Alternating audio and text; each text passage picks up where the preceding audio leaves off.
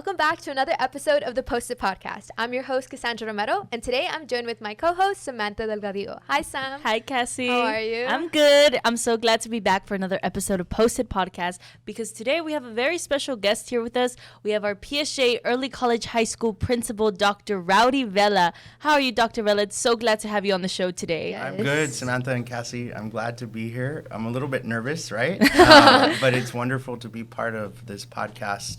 And to learn from you all this afternoon. Yeah. Well, we're so glad to have you on. We want to learn from you too. And for those of you that don't know, Dr. Vela he's been a part of the fields of education for a while now. He did start at PSJA Early College High School Berries as a teacher, then climbed up the ladder as one of the assistant principals, and then climbed up the ladder even more, and he got his first opportunity to become an official principal at one of our sister schools of PSJA. And then he came back to the crown jewel of PSJA to be our principal, and we're so glad to have you here. You've been here with us for a little while, and we're happy to have you here and learn about you. Yeah. All right. So our very first question, you've been in the field of education for a while. So what led you to begin in this field? Well, both my parents are educators, right, in a different district, but here in the Valley, and all of my aunts and uncles are all in the field of education. And so really, that was the last thing I wanted to become. I didn't want to be a teacher. So when I entered school, I wanted to be a lawyer, and then an anthropologist, and then I wanted to go to medical school. And so I sought that. I got a bachelor's in English and then a bachelor's in biology. But I wasn't successful at passing the MCAT for entrance into medical school. And so even though I kept trying, and then my dad got sick. He got sick with terminal cancer. And so things changed in my family dynamic. And so I fell back on teaching. There happened to be an assistant principal here who was a good friend of my aunt's, my mom's youngest sister. And she said, well, why doesn't he come and teach at PSJ High School? And I thought, no, I don't want to be a teacher. Like, that's the last thing my family, they were all teachers. I saw the hard work that it was to be a teacher, an administrator, a football coach. And so that's the last thing I wanted to do. But I started here at PSJ High School in 2007 as an English teacher. And then I never looked back. I continued and I fell in love with the profession. And so it's a very rewarding profession, right, for us as educators, because we get to educate doctors, we educate future lawyers, we educate teachers, veterinarians. Everybody that is out in the workforce had a teacher that taught them. And so really, I think that we underestimate the work of teachers, but it is a very, maybe not as lucrative as we think, because the pay is probably not the best, right? We don't make what doctors make. But I think it's a very rewarding experience to be a teacher. And I feel like it's the base for anyone, you know, right. for their education. And these are the individuals that we're going to remember when we grow up. And teachers make an impact, at least in my life, and I'm sure Sam's and many other students. So we learn a lot from them, obviously. Right.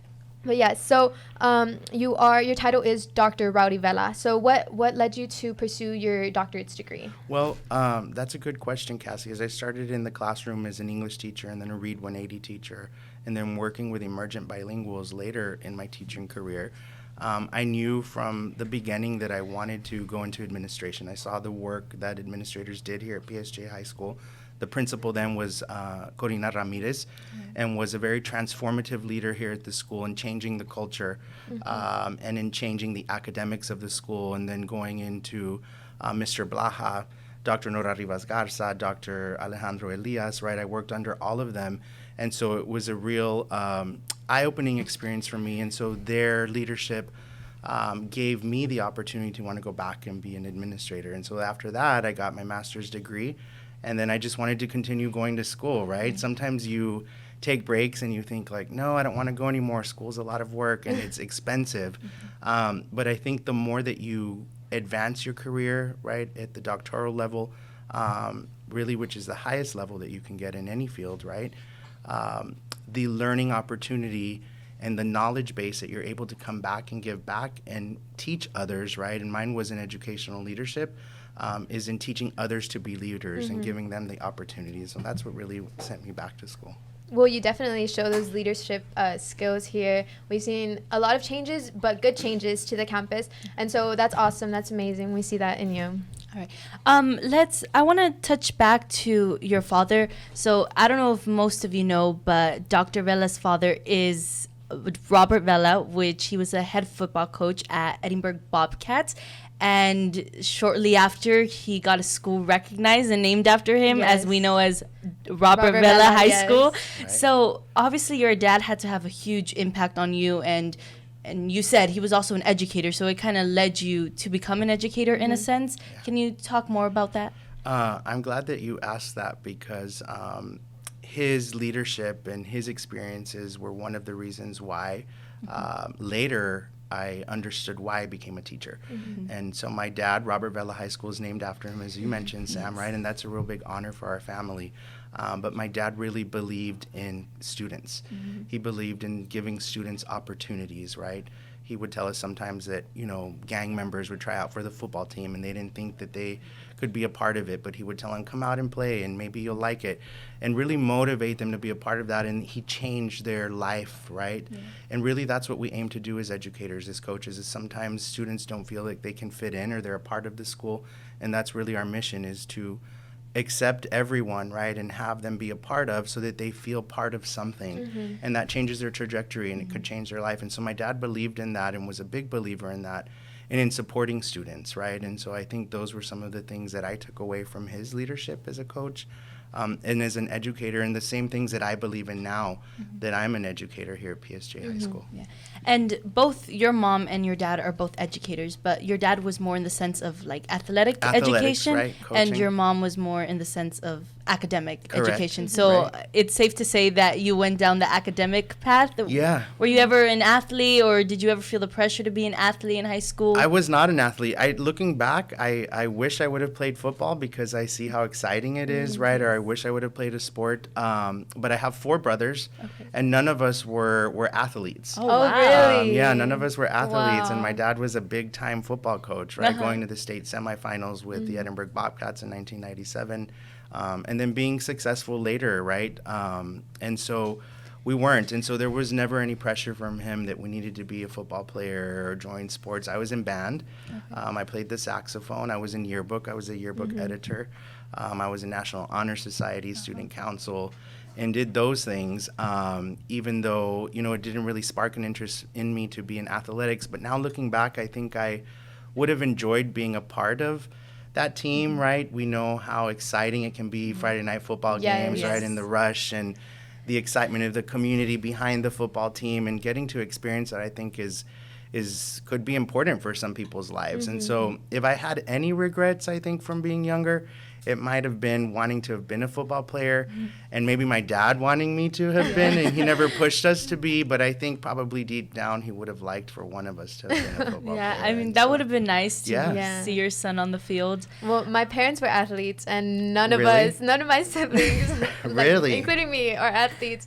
So I think it's so funny. I think they say, you know, like, oh, you get it, like, it's in your genes, but Yeah. I don't think so. It's not in the genes. I've tried it, but not in my genes. And how were they with you? Did they ever Well, push you to say, no, you need to do Well, athletics? I mean, yeah, sort of. Yeah. Just kind of to stay active, I guess. But I mean, right now they kind of push more our academics on us. You know, that's the first thing that comes first before anything else. So that's what they push us mostly to do. But I don't think they would complain if we were athletic. Yeah. But yeah. Like they're on the Very front good. row. I know. Well, they're very supportive. I'm sure Yeah. they'd be like that, but No. no, it never pushed us like that. I know. I only did sports in middle school, but like every now Yeah, and then, same. like I guess the good sport that I was in was soccer, and my dad would like every now and be like, "You should have joined soccer. You should have joined this." I was like, "I'm okay. I'm good. I'm more of an indoor type of person." Yes. There you so go. I'm Yes. good. Yeah. All right. Well, you mentioned that your mom was an educator, and now she is a part of the Edinburgh district school board. So she obviously inspired you, right? She's played a role in who you've become. So how did she inspire you to the career that you're in now? She has, and I think Sam touched on that a little while ago, and how different it was, my dad being a coach, right? And talking about extracurricular, and then my mom being more academics. And so my mom always advises, like, you need to be sure that you're doing walkthroughs in the classroom, and you need to be sure that you're looking at the curriculum, and you're you're prioritizing testing and things like that, right? Because she's more academic focus based. And so there's a big difference between both, right? And I think as a high school principal and as a principal in general, you have to mesh both, both the extracurricular and the academic side, so that you have well-rounded schools and well-rounded students. And I think that PSJA High School, early college high school, does a really great job of doing that, right? And the administrations in the years past have built upon that. And so my mom has influenced me, right? She's now a school board member in Edinburgh. And so the decisions she's making now as an educator are on a bigger scale because they impact district-wide students and employees, right? So it's a little bit different than the administrative part that I play as a principal, but still always never forgetting that she's an educator and that that's what she's instilled in me, is never forget the reason why we're here. And it's for boys and girls. It's for students like you all here, right, in these programs, to ensure that we're preparing you all for the workforce, for your post-secondary careers, and then for life in general, right? Because we won't be here for the rest of our lives. One of you all will be the principal of PSJ High School in a couple of years. One of you all will be Mr. Leja in a couple of years teaching, right, this class. And we'll be, I don't know, somewhere out in the community shopping at Walmart. Funny story, or not funny, right, but 2 weeks ago, I was in the hospital for a couple of days, and I don't know if you all knew that, but I was in the hospital for some kidney issues that I was having. Okay. And I was in the emergency room, and the curtain opens, and one of the CNAs that came to me, she says, "Dr. Vela, what are you doing here?" She was a student of mine in the nursing program at the previous campus that I was at. Oh, wow. And she said, "What happened to you?" And I didn't know her name, and I would tell you her name if I remembered it right now, but I didn't know her name. And at that point in the emergency room, I was really nervous that I was there, and it was a scary experience. But before she left, she said something really important.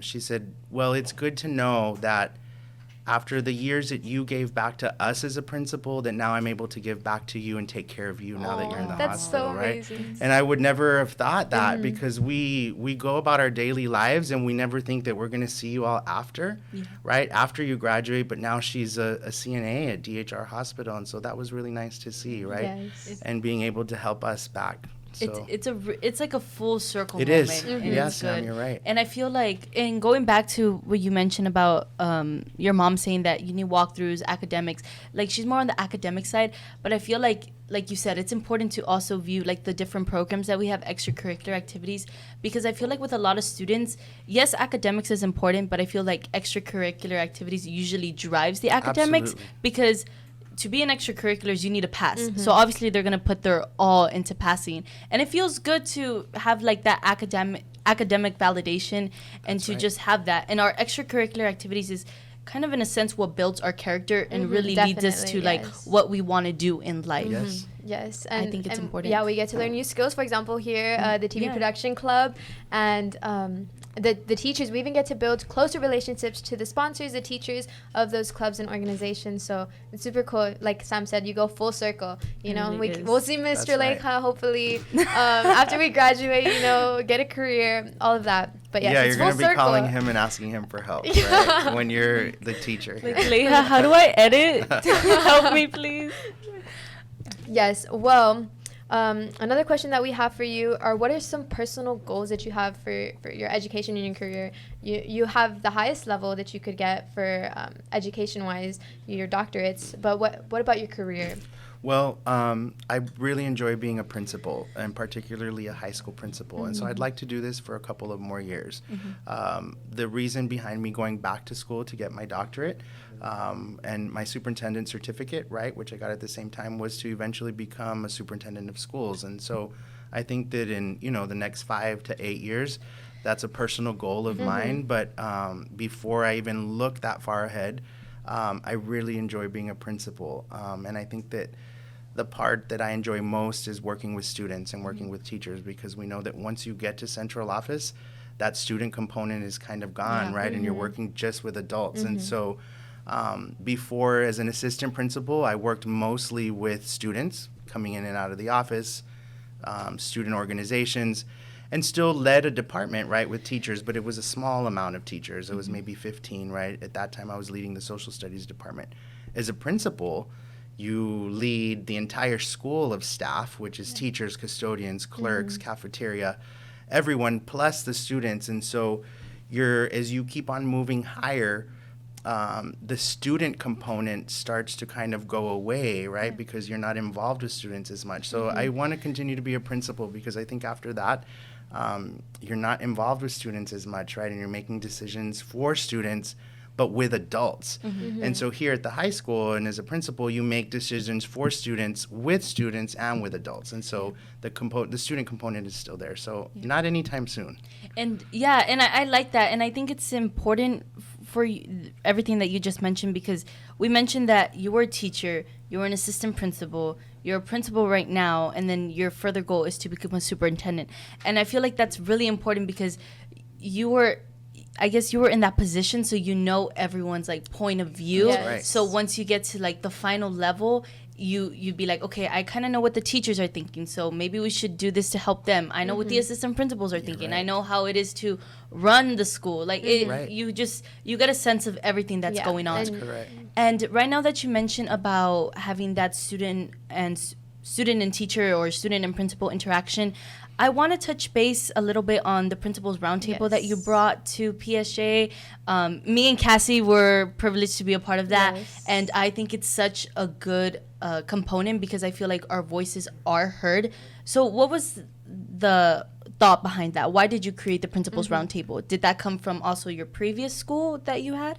No, we didn't have that at the previous campus I was at, but I felt that students needed a voice. I felt that as a principal at the biggest school in the district, at the Crown Jewel, as Cassie mentioned, right, that I needed to hear from students, right, to understand what were some of the things that we could do to increase the already success that was happening here, right? Because there's always room for growth wherever it is that you go, right? Whatever career you're in, you can always be better. And so how can we continue raising that bar? And I thought, well, by including students, right? By listening to students, by asking them questions, by having them be a part of the decision making for the campus, because sometimes it can be very easy for administration to make decisions, right, and say, this is the way we're going to do it because I said so, or we're going to do it because we think this is what's best. But what about students' voice, right? How do students feel about it? Because at the end of the day, as I've told our teachers, and I'll tell you, we spend a lot of time here at school. We're here Monday through Friday from 8 to 5, some of you till 9 or 10 at night practicing. You really go home to eat dinner, go to bed, and then start all over again. And use the weekend to be with your family. That's 2 days. Yeah. But 5 days out of the 7-day week, we're here. Yeah, your whole life is is here, right? So I think that was another important component for me, was that students need to have a voice in the decision-making processes of schools, right? With administrators, with teachers, because that's what we're here for, right? We're here to help you become better, to help you learn, be successful. And if we don't hear from you, then we're making decisions that we feel are best based on what we know, right? Based on our schooling or research. But I think that the best thing to do is to listen to students. And so that was the reason for the Principal Roundtable. It definitely provides a sense of trust, from students and administrators, but also, it gives us a voice and a chance to voice our concerns and our ideas and ideas that maybe other students that aren't on the Principals Roundtable tell us, and then we can express to you. So I think when I first heard about it, I was like, wow, like I think this is such a cool idea, because there's so many, I'm sure there's more creative people than I, but we get to express those ideas with you and ideas that we have for the campus to better them or just to make our experience at the campus better. Yeah, and I even think like on the administration part, like for me, some of the topics that we've discussed on the Principal Roundtable, like at first I had a different opinion about them, but then once you would explain them and I would be like, okay, I see where you're coming from. Definitely, because it depends, and it's good to hear both sides. So it's like, okay, he heard my side, he heard what I think, I heard what he thinks, we came to a compromise, and it ends up working out at the end of the day. And I just think that that's so important to have. And I hope that you continue this for like the many years that you are here, because I think it was such a good idea to have. Definitely. Well, that leads me to my next question. What is the importance of students having a voice and feeling like they have a voice? Well, I think the biggest, you mentioned it, Cassie, right now is trust, Mm-hmm. right?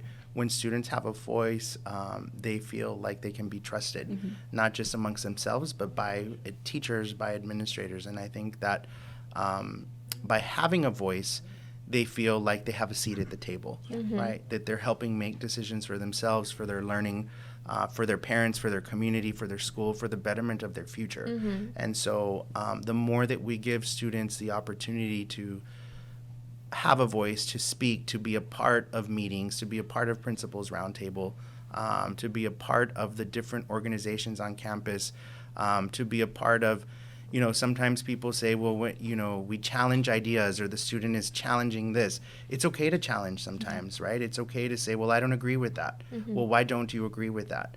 And it's okay to have those conversations, right? As long as they don't become aggressive or anything like that. But sometimes we take those things as intimidation factors, and I don't think that we should, right? Mm-hmm. When students are saying things very loud in the hallway, or they're talking back, and so what are the reasons that they're talking back? Come back to the root cause, right? Maybe something happened at home. We all have issues that happen, right? And so I think that it's important to ensure that schools and that we continue to give students that voice, to build trust, to build credibility, right? But most of all, to build a sense of belonging, because when you give students a voice, they feel like they belong. Yes, definitely. So that brings me to my next question. You, from your previous campus as your first time principal here at PSJ, what did you come in wanting to bring to the table? What was a major thing that you're like, okay, this is what I want? Or maybe some previous things from your previous campus that you're like, I would like to try to implement here?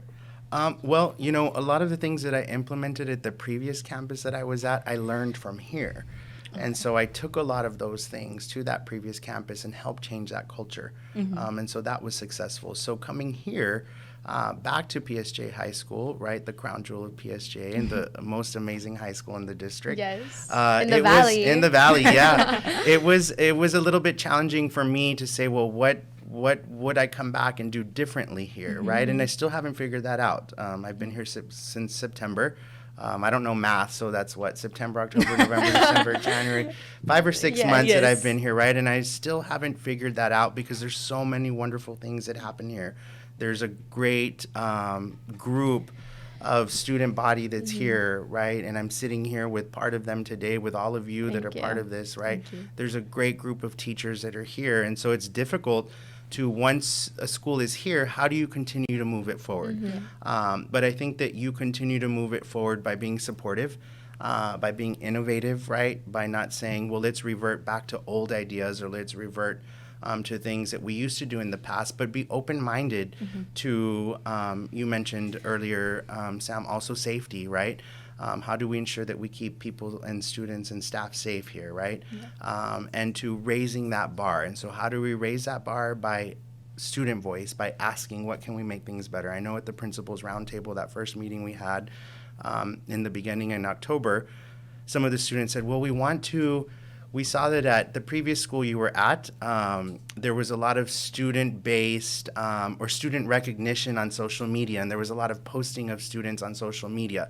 And so we wanted that, right? Or we want to see that here too, on Facebook and on Twitter, and the celebrations and different things. And so we've started to do more of that. I think that we can continue to do a better job of that as we continue to move forward. But that takes time, right? It just doesn't happen from one day to the next, because it involves our coaches, our directors, giving the information to the person who's handling those accounts, sending them pictures, sending them information, so that can be posted. And so there's some work behind that, right? But I think that was one of the biggest things that students said, well, we want to see more of that here. And so I think that we're on the right path. But how do you make a great school greater? Well, you do that with students, right? And so really giving students opportunity to lead, to do the things that you all are doing right now, right? And turning some of that leadership over to students. So that's what I would like to see in the near future here, maybe next year possibly, right?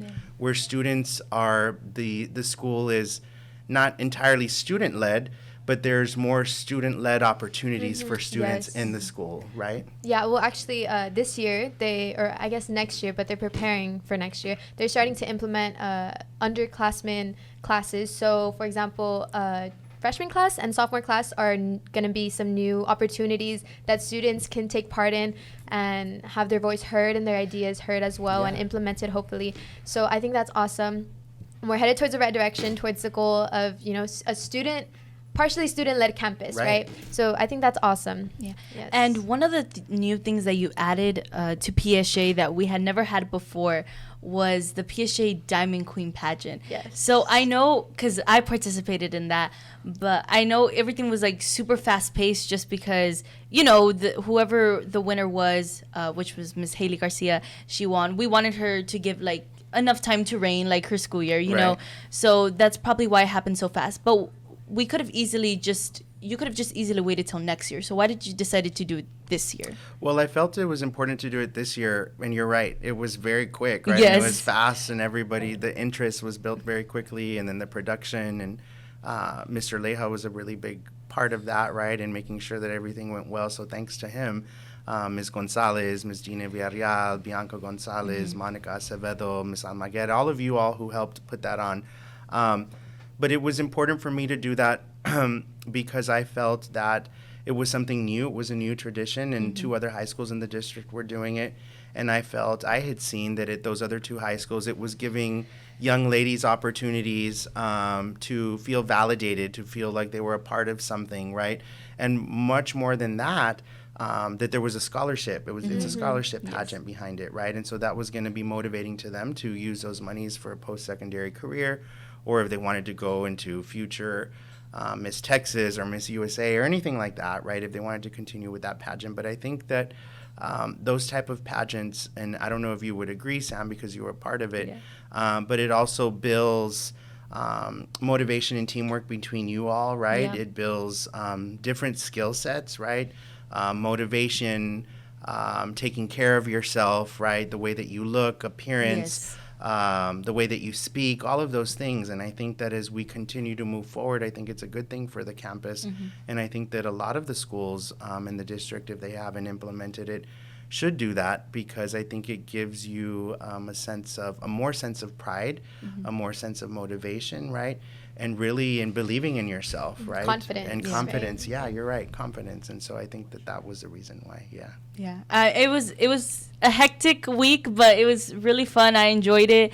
You looked really pretty. Everyone did. Everyone did. No, it was a good time, and it really, because I had never been in that, so it was a new experience for me, aside from the potential scholarship money, and you just grow and you learn a lot from it, so I thought it was a good experience for me. Yeah, that's a great opportunity. I'm kind of thinking about doing it, but I'm on the fence about it. I don't know, because I heard that it's actually going to happen this semester, I think in the right? spring, right? Towards the end of the spring. Yes, for the upcoming Oh, seniors. really? Yes. I hadn't heard So about maybe you that. can go, but I'll be like, go Cassie. well, I don't know yet, but you definitely were one of the reasons why I was considering it, because you did it. Thank you. Well, one of the questions that I have for you is, what are some, as an instructional leader, what is some advice that you want to give your staff, your teachers?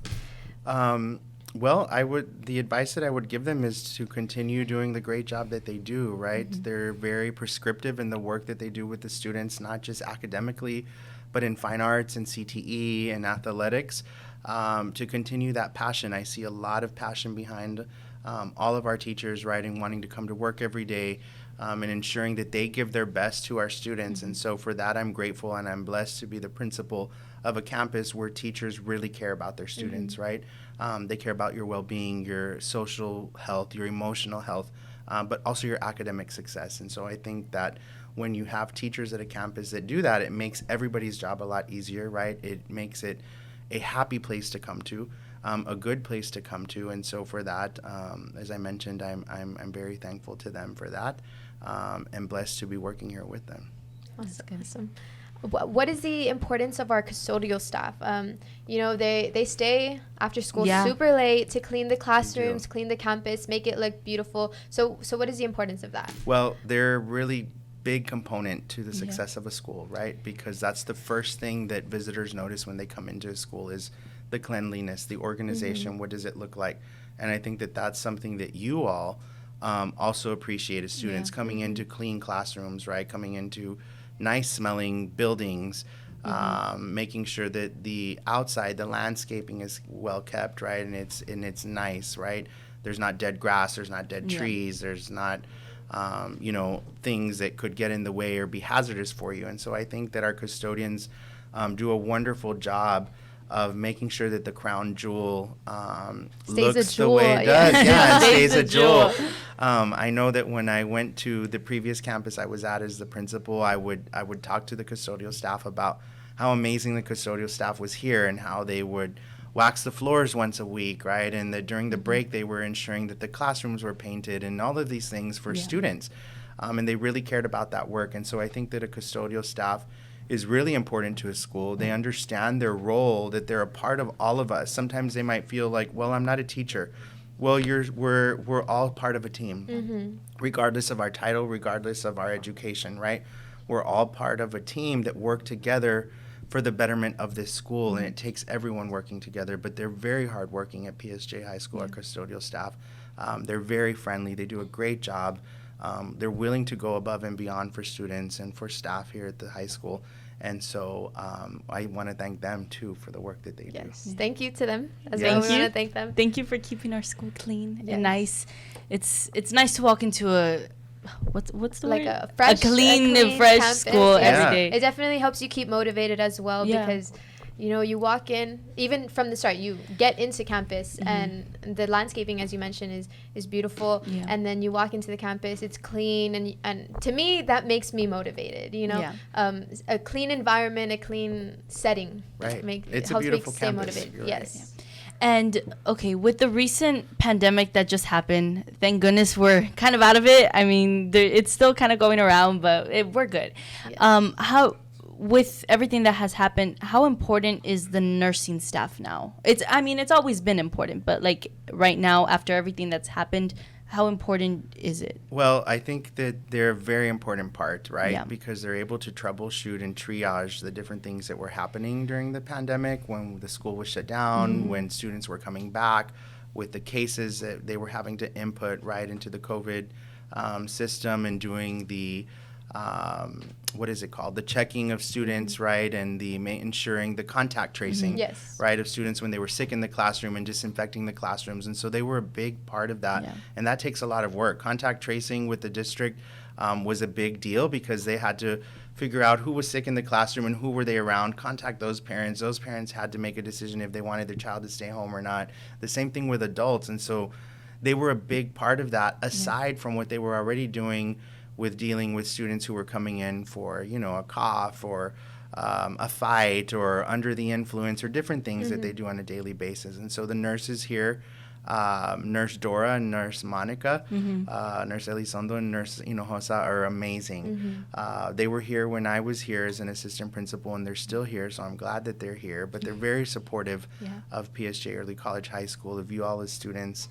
I happened to talk to them a couple of weeks ago, and we were talking about their work, and they mentioned how they love working here. And they were both nurses in the private sector before. One was a home health care nurse, and another one was a hospital nurse, and they ended up working at home health care together, and then decided to come into school nursing. And so they said how it's very, very different, but how it's very rewarding for them, and they love their job. And so I think that it's important when you say that you love your job, and you really do mean it, because it makes your job a lot easier. And so our nurses are amazing here.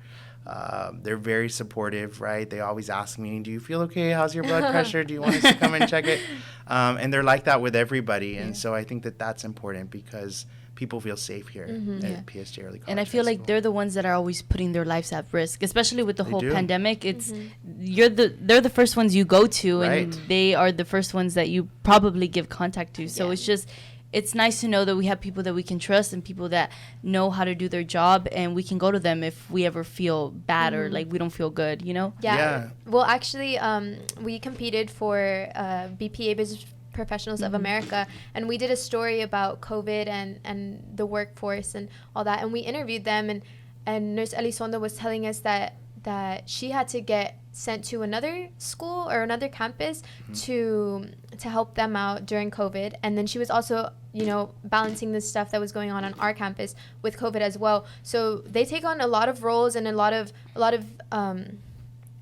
what's the word, like like responsibilities during as being a nurse, being here at Bears, and we're grateful to them. Because even in prime time, 2020, 2021, I would still come to school for theater, for extracurricular activities, and I would have to get tested like twice a week. So I just imagine if I'm just one person that they had to test. Imagine all the kids that they had to test. And if it was at its prime at that time, the vaccine wasn't really out yet. It's hard. You're risking your life scary, for it. But they're courageous and brave, right? They are, and I think it's important to know that they're very knowledgeable. I know that when I was out sick, as I mentioned to you all at the beginning, I was texting them and they were asking me, what did the doctor say? And what are they telling you about this? And what about, ask this question. So they're very, very knowledgeable, not just in school nursing, but in outside care, right, at a hospital care, because they've had that experience. So I think that by them having that experience, it really moves them up a level as a school nurse, because they're able to troubleshoot different things that happen in their office. So, yeah. Well, earlier you mentioned safety, and so that's one of the questions for you. How important is it for parents to feel secure as they're dropping off their children on campus? Well, I think it's very important. As I mentioned, we're here most of the time. We're here 5 days out of the 7, right? And so when a parent drops off a student on campus, they're turning over those responsibilities to the school, right? To the school principal, to the administration, to teachers. And so they're assuming that while their child is at school from 8 to 5, that they're being protected in every way possible, right? So it's our job as schools to ensure that we have safety measures in place, that we have structures in place to ensure the safety of every student. And I know that, one of the bigger changes that I made when I came on board in September as a principal here was, the amount of students that were leaving the campus, right? And ensuring that they were leaving for reasons that were credible, for reasons that, for emergency reasons, and they weren't just leaving to go have lunch at McDonald's, right? Because they wanted to. And so that was an important piece for me, because parents entrust your lives to us from 8 to 5, right? Or 8 to 4:20, 8:40 to 4:20 to be correct, right? And so they think that everything is perfect here. And so the last thing they want to hear or see is that in the middle of the day, something happened at PSJA High School, and did the school do everything they could do to protect their child, right? Yeah. And so we want to be sure that we do that every day, and that there's fidelity with that, that there's structure with that, and that's the first thing that we think of as school administrators is safety before academics. We blend them both, right? But our main job, our oath says that we have to ensure that students are safe here, right? And that it's a safe learning environment for you. Now, we mentioned all the accomplishments and all the good things that our school, PSJA, has to offer. So can you touch more a little bit why you think PSJA is so different from all the schools in the Valley? What separates it? What makes it better than everybody else? PSJA Early College High School? Yes. I think the pride, I think the tradition, right? It's over 100 years old, right? It was the first school in PSJA. And I think that over the years, the fame of the high school has grown. There was times, I know when I became a teacher in 2007, that it was kind of a feared school to come to, because at that time there was a lot of violence, gang violence in the community, in the high school. I remember people telling me, "You're a teacher where?" And I'm like, "At PSJA High School." And they're like, why would you have gone there, right? And it was difficult as a first-year teacher. I've heard that from many teachers, actually. Yeah, it was, and it's completely changed. It's crazy. Now. I was like, are you sure you're talking about the right school? I know, because people have such a prejudiced view on it. And I was like, yeah, that's where I go to school. I mean, I don't know what you want me to tell you. Yeah, it's completely changed now. And I think not just in the district, but valley-wide, right? Because before... even I would hear stories just recently, people would say, oh, the athletes from PSJA in the 80s would throw rocks at our buses when they would come to the football games and things like that. And so that was kind of crazy to hear. And I'm like, no, that doesn't happen now. But it's completely transformed, and there's been a complete change, right? As you mentioned, Samantha, earlier, that now we're known for college and career readiness. Yes. Before we were known for whatever, right? Rock throwing or maybe gang violence. And that has completely changed. And so that's wonderful to know that this great district that we work in, that we educate you all in, that you all are a part of, is a part of all of these wonderful things. I mean, it's on your wall. Yeah. It's part of what you're doing now, right? And so I think that as the district vision has moved toward student success, right? And it probably always has been. And the times change, the years change. Every district, I think, probably had people that threw rocks at buses. Every district has gangs, right? Things like that. But I think that PSJA has been resilient in ensuring the success of students and has always maintained that focus. And now we're here at the pinnacle of success because of this great district, because of the leaders that it's had, because of the school board, and because of the community and your parents that were Bears, right? Yes. And really going back to what you mentioned, why this school, because of that tradition, right? We hear like, well, I was a Bear, so I want my child to be a Bear, and I want them to go to this high school, right? And so I think that as that tradition continues, and we keep it alive, that we'll continue on that path to success. Yeah, because even like my uncles and my aunts and my mom and my dad, and they're all Bears, so we're always like, go Bears, go Bears. Like we're always like, oh, it's like we mentioned before, it's a full circle moment that we're just we all ended up in the same place. Like so many generations have been through here, maybe in a different building because my parents went to the one across the street. But we all in the same place. We all have that same pride. We all have like those same traditions, and it's just wonderful to like hear the stories from my parents, and then from my parents to hear like the new traditions that are being implemented. And it's like I said, full circle. Yes. Yeah, and I also want to mention, as you mentioned, full circle. My dad, before he went to be the coach at Edinburgh High School, was the head coach at Ed Couchelsea, the Yellow Jackets. But there was one of the coaches had left here from PSJ High School, and PSJ called him and asked him if he wanted to come be the coach. So he was an assistant. He was I think the offensive coordinator at Ed Couch at the time, and they said, "Are you interested in coming to be the head coach at PSJ High School?" And he said yes. Well, that was on a Friday. Well, on Saturday, Ed Couch calls him and says, we want you to stay as the head coach here and not go to PSJ High School under Coach Gil Garza, who was the head coach, and he wanted to bring him as his assistant. So, like, that was in the 80s. And so look at who ends up here, me, right? Yeah. And so it's going back to full circle, right? And then just kind of like coincidental, right, that I end up coming here. And then there's stories where my mom says, we went to buy maroon that weekend. And then that following day or the following 2 days, your dad was back in Ed Couch as the head coach. Like, what do we do with all this maroon? So she went and returned all the maroon. And so now I have a closet full of maroon, right, still. Go Bears. So go Bears, right? So once a Bear, always a Bear, Yes. right? I mean, Somehow. Vela was supposed to come over here, just wrong time and wrong one. Yes. So it's full circle once again. Full circle, yes. I guess that should be the new motto. Full circle around full here. circle. Once Bear, always a Bear, full circle. There you go. Well, it was so nice having you on the podcast. Thank you so much for joining us. We got to learn about you, about your educational career, and the plans that you have for the school, the things that you've implemented into this school. So thank you so much. And thank you for coming. We enjoyed having you. Thank you. It was and a pleasure. I'm so glad that you're okay after that hospital stay that Yes, you mentioned. we're glad to have you back. Yes, and hope everything turns out good. Thank you. With like follow-up appointments or Yes, something. thank Yes. you. All right. Well, that's it for Yes. today. Thank you so much for joining us on this episode of the Posted Podcast. Be sure to tune in next week for our next episode. And go Bears. Go Go Bears. Bears.